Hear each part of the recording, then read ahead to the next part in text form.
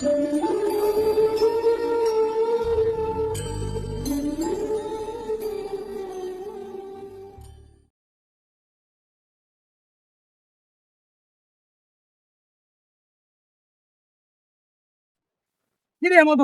বাণিজ্যের কি অবস্থা? বন্ধু তোদের দোয়ায় আল্লাহর রহমতে খুবই ভালো চলতেছে। আরে হাসান কই রে? হাসানের কথার তো আর কি কম রে, লেখাপড়া করলো ঠিকই কিন্তু কোনো চাকরি পাইলো না।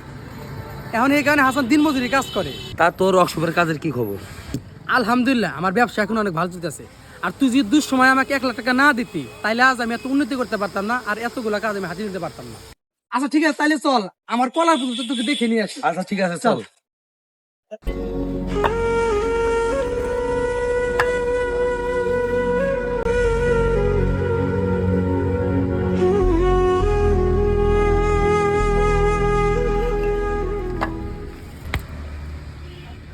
কি ভাই বুঝলাম না, আপনি আমাকে থাউর দিলেন।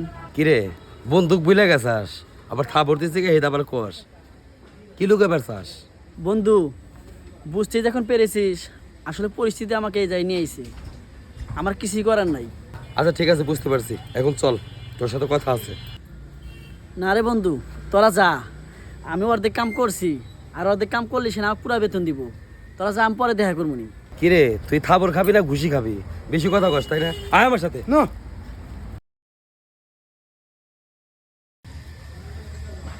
বন্ধু তুই এটা কাম করলি, এই কামের সাইড থেকে আমাকে নিয়ে এলি, কাম না করলে তো টেহা দিব না, আর বিকাল মা নাকি ওষুধ নিয়ে নাকবো।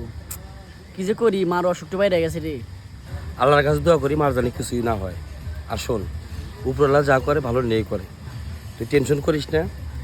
তুই 1 সপ্তাহ পর আমার সাথে দেখা করবি ঢাকাতে। একটু ধর তো এটা, এই কার্ডটা রাখ, আমার অফিসে যায় আমার সাথে দেখা করবি। ওকে আচ্ছা ঠিক আছে বন্ধু। চলো ঠিক থাক বন্ধু। হ্যাঁ আচ্ছা